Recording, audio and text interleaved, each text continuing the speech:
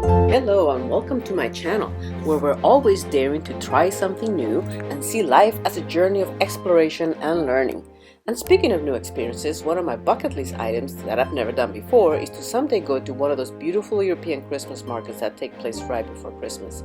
I had no idea that these markets existed outside of Europe, so when I saw this 4-day tour offered through Gate 1 Travel to the Quebec Christmas markets, I thought it would be a perfect opportunity to give me a special preview of what those may be like. And since my birthday was coming up, what better excuse to take a trip in December? So let's go!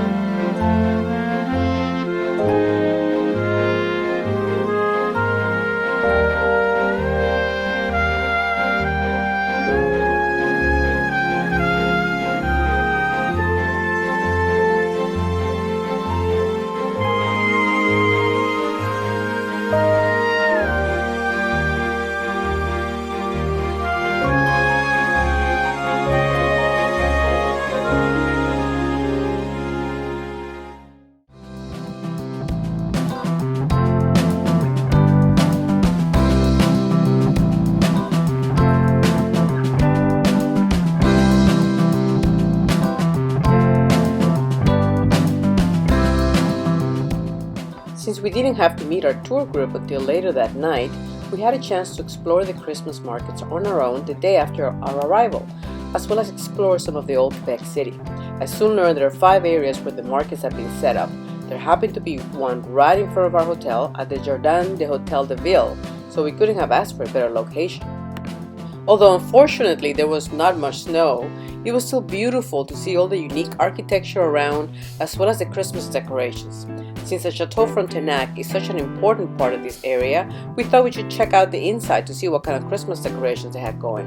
To our surprise, they had these huge displays of about 12 different trees that seemed to have been created, each with a very particular theme, either by a local business or organization. Very creative.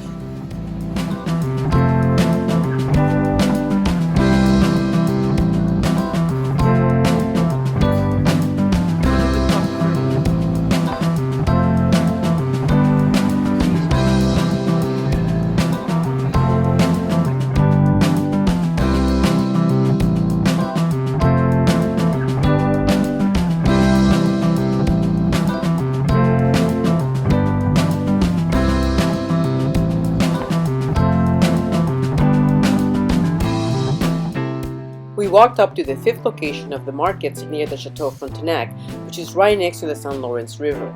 There we saw this guy who was actually doing huge ice carving. We weren't sure of what. For some reason, this is the windiest area around, and we were fortunate to have seen it this day because the next day it had to be closed because of the wind.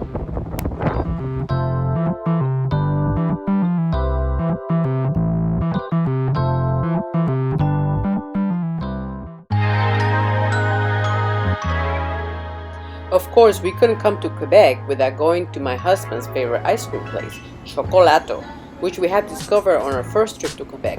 The specialty here is you can get your soft serve ice cream enwrapped in 20 different kinds of chocolate, from hazelnut to strawberry, maple, you name it. They also have gelato, fondue, dessert, pizzas, and sundaes. It is amazing. We walked out to one of the beautiful gates of the fortress city, the Saint-Jean Gate in Saint-Jean Street. This one we remember from our last trip since it's so close to Chocolato. Outside of the gate, we discovered the skating rink and the final location of Christmas market booths we had yet to discover. This area had the cutest booths with Christmas villages on top of each booth which lighted up at night.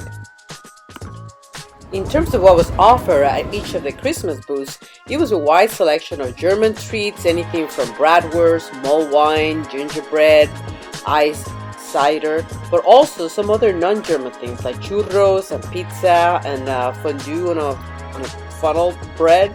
One of the main offerings were local Canadian products as well, anywhere from wine to soaps, cheeses, jellies, and we got to sample some of those on the next day.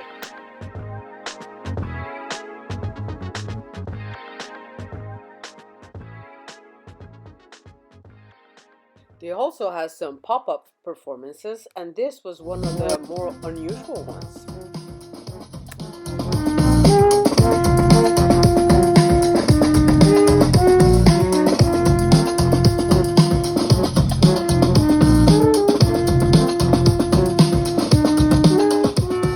After a short rest in our hotel, we got to go out again at night and experience the Christmas markets at night, which was a truly magical experience. They had everything lit up, even the ice carving was finally completed, and it was actually a bar with actually the shooter for the drinks and everything. And everything just looked so magical with all the lights in all the little booths and all the people walking around and music.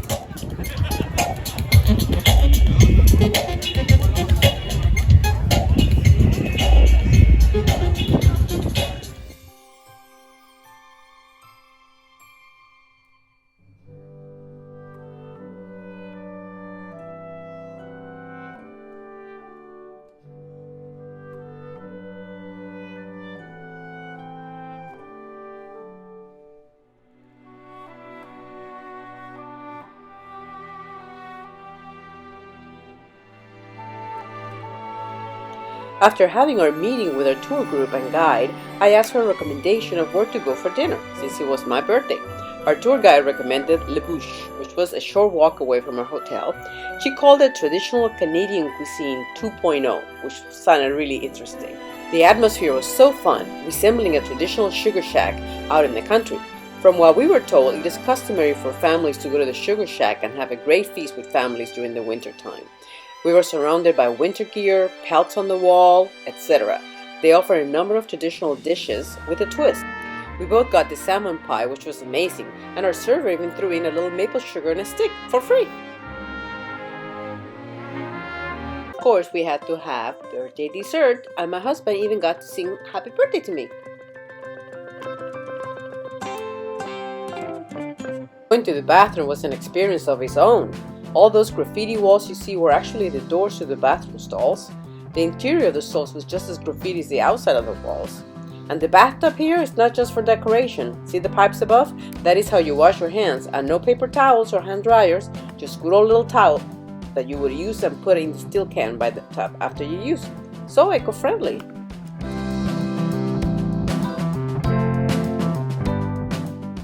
The next day, we were off on our half-day tour of the city with our tour guide.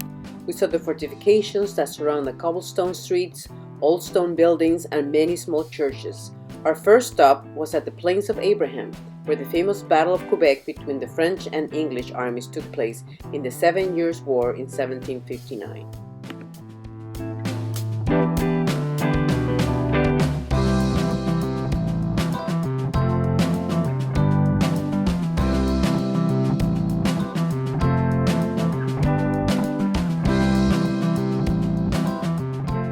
We walked briefly around the lower part of the city, starting at the Place Royale. The site of the first French settlement in North America is steeped in history. It was here that Samuel de Champlain chose to erect his habitation, which served as a fort, storehouse, trading post, and residence after his arrival in 1608. We came down to the famous and picturesque Petit Champlain street, the oldest commercial district in North America. This postcard-perfect street is lined with one-of-a-kind boutiques and restaurants.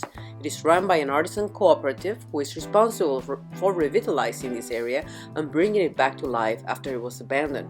It was in such disarray that government officials had decided to destroy it to give way to a parking lot for a museum nearby. Thankfully, it was salvaged by this group of artisans and is now a very popular tourist destination that should not be missed. We were told French onion soup is a staple in Quebec, more so than in France, where apparently they do it just for the tourists. So of course we had to have some, and we found this cozy little place at the foot of the funicular.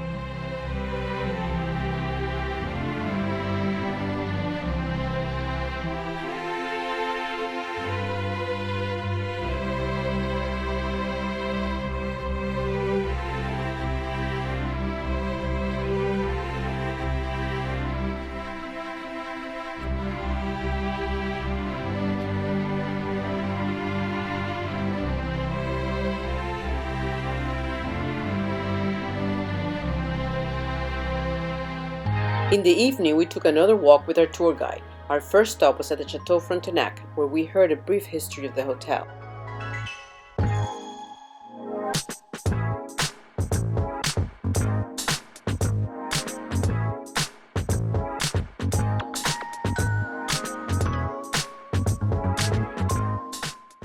We then went through the markets. Our tour guide had arranged for us to get some samples at several of the booths that sold local Canadian products, so we got to sample mulled wine, cider, homemade jellies, chocolates, and even cheese curds.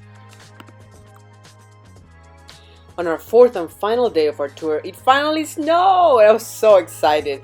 We woke up to this beautiful blanket of snow, and I just couldn't resist going out and taking pictures before all the snow blowers would take it all away.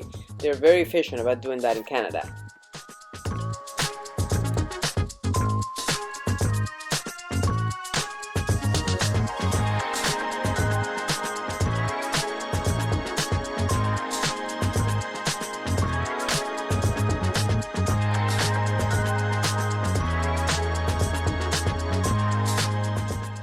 After breakfast, we went on a walking tour back to the Petit Champlain street to hear more about the history of the area and have some special treats our tour guide had prepared for us.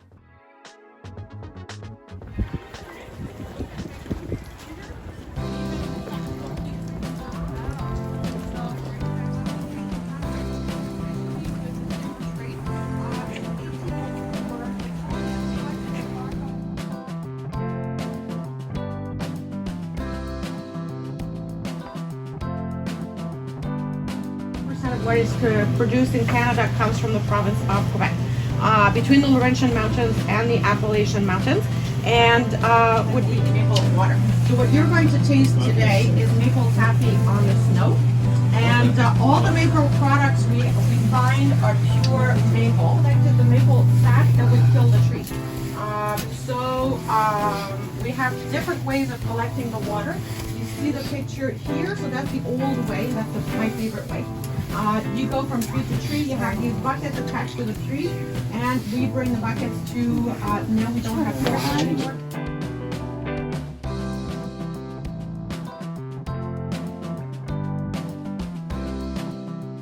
We booked the optional afternoon tour to the countryside, which we had never seen before. Our first stop was the Montmorency Falls, which are actually higher than the Niagara Falls, believe it or not. The mist of the falls creates a mountain of snow, which they refer to as the sugar loaf, since it resembles a pile of sugar. In the winter, the St. Lawrence River freezes and people can walk over from one side of the boardwalk to the sugar loaf. We are told to climb it and go tobogganing.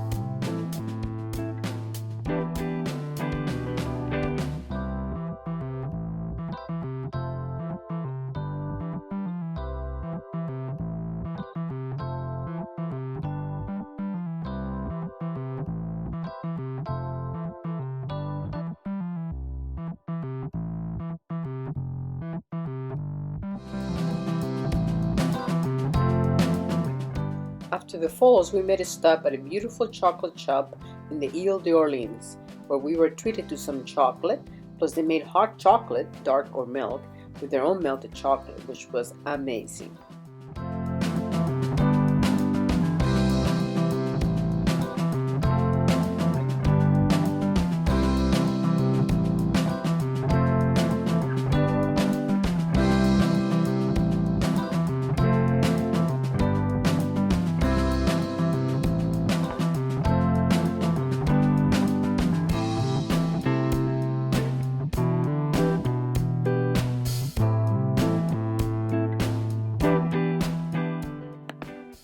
Our last stop was at this magnificent basilica at the town of Sainte-Anne-de-Baupre, which has become a pilgrimage site for those looking for miracles.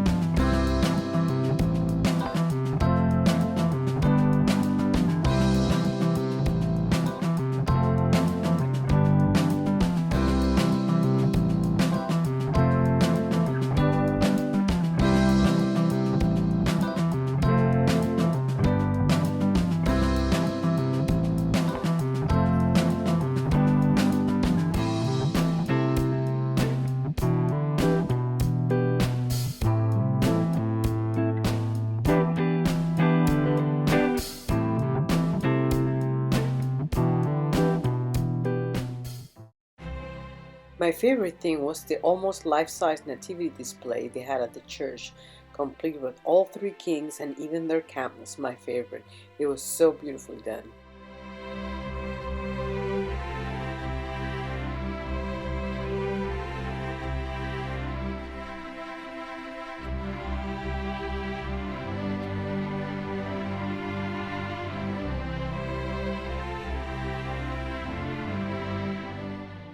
They also had a collection of nativity sets from all over the world, which was really interesting.